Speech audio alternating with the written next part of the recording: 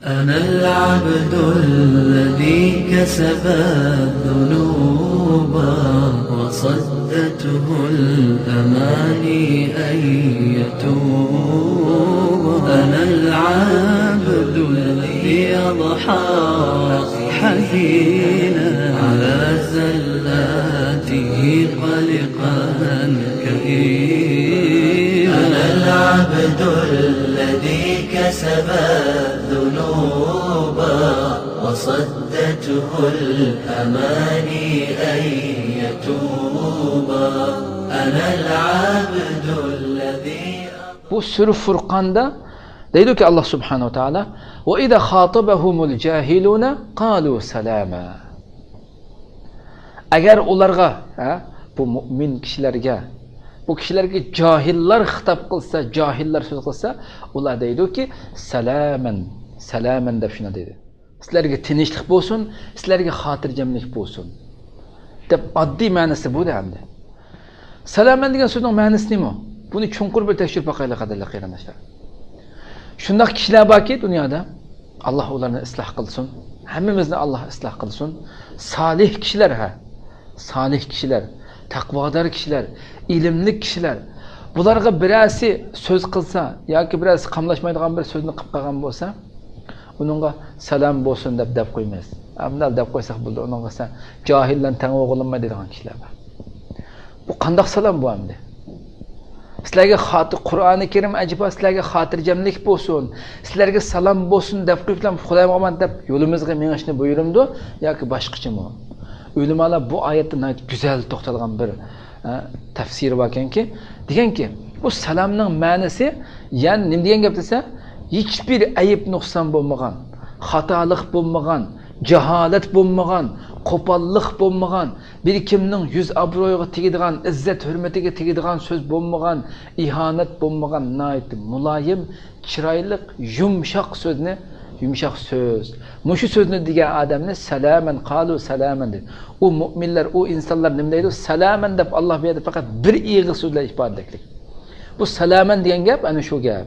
Nayt muloyimlik bilan, chiroyli, hergiz onu qo'pol tegmasdan, ko'nglini og'ritmasdan, go'zal shaklda qilingan so'z, nasihatni salaman deb shuna tafsirlagan ekan.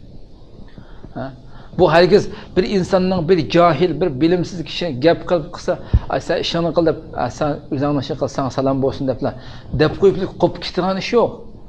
Bu ma'ni bu emas. Bizga qo'pollik qilgan, biz bilan jadallashgan bu kishilarga salom deb qo'yib turib ketishlar talab qilingan narsa bu emas. Solihlardan talab qilingan narsa bu emas. Ilm egalaridan talab qilingan narsa bu emas. Ilm egalaridan talab qilingan, solihlardan talab qilingan narsa nima deganda, uningga eng go'zal shaklda, eng chiroyli shaklda, eng ilmiy usulda uningga qana qilish, go'zal tushuntirish, anglatish, hergiz uning qalbini og'ritmasdan, go'zal shaklda sabr qilib turib anglatish, bildirish. Peygamberimiz sallallahu aleyhi ve sellem'e Allah nima deydi? "Velev kunta fazzan galizal qalbi lanfaddu min havlik."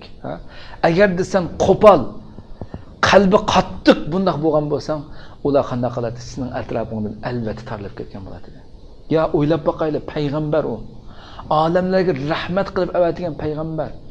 U dunyodagi eng fasohatli so'zlaydigan payg'ambar u. O'ylab boqaylik. Shunchalik mehribonlik va eng fasohat va Allohning payg'ambari. Sen ashundaq eng go'zal axloqqa ega Allohning guvohligi bilan payg'ambar alayhisalom. Sen ashundaq turib, ashundaq sifatga ega bo'lib turib, ey Muhammad sallallohu alayhi vasallam, agar qo'pol bo'lgan bo'lsang, qalbing qattiq bo'lgan bo'lsa, sizning atrofingizda sizning shundaq sifatlaring bo'lgan bo'lsa ham atrofingizda chuqum tarilib ketgan bo'ladi dedi. O'ylab boqaylik. Biz kim o?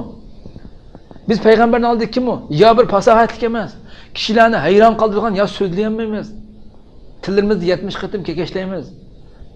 Yo biz Allohning vahiy tushmaydi bizga. Odatdagi bir inson. To'rtta narsani bilib olib, to'rtta narsani bilib qolganga, kishilarning og'zida ismimiz chiqib qolganga, uning keyindan johillar, bilimsizlar, bilmay qolganlar atrofimizda, oldimizda yoki so'zlab qilishi mumkin, johillik qilib narsani qilishi mumkin. Uningga salom bo'lsin sana deb, Xudoyim omad deb ishini qil deb bir og'iz gap bilan yurish, bu ilm ahlininki, ilm egalarining qiladigan ish emas. sabr qilib turib, xuddi Rasulimiz sabr qilgan sabr qilib turib, eng go'zal shaklda siliq sipoyilik bilan tushuntirish bu ilm egalarininki salihlarning ustidagi majburiyat bu qadrli qarindoshlar. Bu asli ma'nosi. Va idza khatabahumul jahiluna qalu salama. كسب الذنوب وصدته الأماني أن يتوبا أنا العبد الذي أضحى